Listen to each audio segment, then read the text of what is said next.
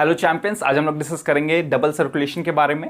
Double circulation में हम लोग देखेंगे कि why the heart inside the when double circulation में हम लोग देखेंगे कि ब्लड जो फ्लो होता है हार्ट में, जो हम उसको डबल सर्कुलेशन क्यों बोलते हैं।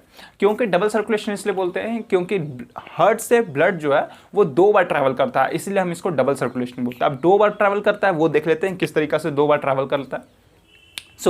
सबसे पहले ब्लड क्या करता है, यहां से बॉडी पार्ट से जाता है, that is in the right auricle. आप देख सकते हैं राइट ऑरिकल है, ये राइट वेंट्रिकल है, तो राइट ऑरिकल में जाता है। तो राइट ऑरिकल, ये लेफ्ट ऑरिकल, ये right ventricle, left ventricle.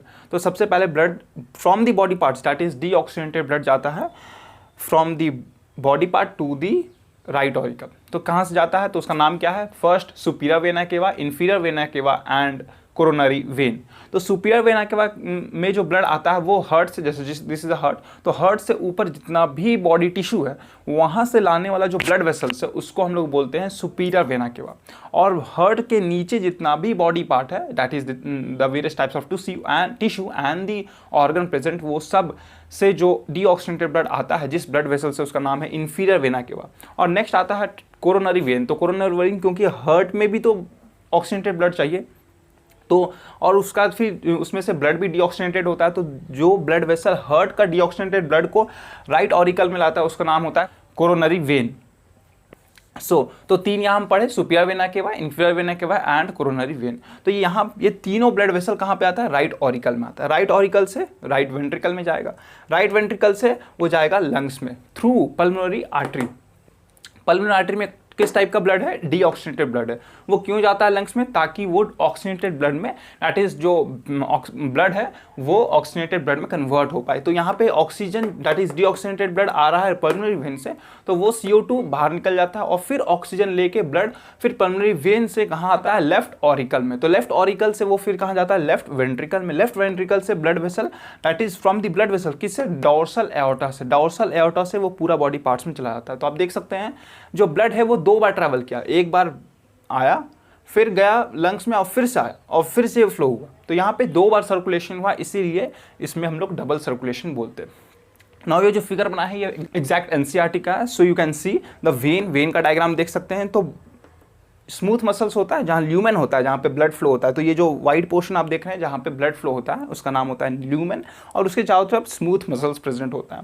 Next यहाँ पे आर्टरी में भी स्मूथ मसल्स प्रेजेंट होता है, ये ब्लैक पोर्शन है ये स्मूथ मसल्स, और नेक्स्ट जो वाइट पोर्शन है बीच में उसको ल्यूमेन बोलते हैं। And this is a capillary, so it is exact diagram of NCERT। तो now you can know why heart is called double circulation। so next हम लोग पढ़ेंगे एक और टॉपिक के बारे में, that is portal vein। तो portal vein किसको कहते हैं, portal vein बोलते हैं when the vein originate from the tissue। जब वेन जो है ओरिजिनेट करता है टिश्यू से, और फिर वो टिश्यू से, अगर टिश्यू से ओरिजिनेट करेगा तो वो कौन सा ब्लड होगा, डीऑक्सीजनेटेड ब्लड होगा। अब वो डीऑक्सीजनेटेड ब्लड ट्रैवल करना चाहिए किस में, हार्ट में, बट वो हार्ट में नहीं जाकर के वो फिर से अनदर टिश्यू में एंटर कर जाता है और अनदर टिश्यू से फिर से एक कैपिलरी के फॉर्म में ओरिजिनेट करता है। तो उस टाइप का वेन को हम लोग पोर्टल वेन बोलते हैं, क्योंकि अगर वो टिश्यू से ओरिजिनेट कर रहा है तो पक्का वो डीऑक्सीजनेटेड ब्लड होगा। और डीऑक्सीजनेटेड ब्लड कहाँ जाना चाहिए, आप देख सकते हैं हार्ट में जाना चाहिए, बट वो हार्ट में नहीं जाता है, वो फिर से टिश्यू में, अनदर टिश्यू में चला जाता है, फिर से अनदर टिश्यू में जाके वहाँ से कैपिलरीज के फॉर्म में ओरिजिनेट करता है और फिर जाके वो जाता है हार्ट में। तो यहाँ पे उस टाइप का वेन को जो कि टिश्यू से ओरिजिनेट करके हार्ट में डायरेक्टली नहीं जाके दूसरे टिश्यू में चला जाता है, तो उसको हम पोर्टल वेन बोलते हैं। ये जो पोर्टल वेन है, 3 टाइप का पोर्टल वेन होता है, hepatic portal vein, renal portal vein and hypophysial portal vein. उसके बारे में हम लोग डिस्कस करेंगे। सो यहाँ पे 3 तरह का पोर्टल वेन आप देख सकते हैं। पोर्टल वेन जो होता है इसमें हम लोग 3 तरह का पोर्टल वेन देखेंगे। सो पोर्टल वेन से पहले हम लोग डिस्कस करते हैं ये जो नेमिंग है ये किस तरीका से किया जाता है। तो आप याद रखिएगा वेन का जो नेमिंग होता है वो डिपेंडिंग अपॉन द ओरिजिन, मतलब कि वो जो वेन है वो कहाँ से ओरिजिनेट करता है उसके बेसिस पे उसका नाम होता है। बट पोर्टल वेन में वो कहाँ पे एंटर करता है, मतलब किस ऑर्गन में एंटर करता है उसके बेसिस पे उसका नाम होता है। आप देख सकते हैं हिपैटिक पोर्टल वेन।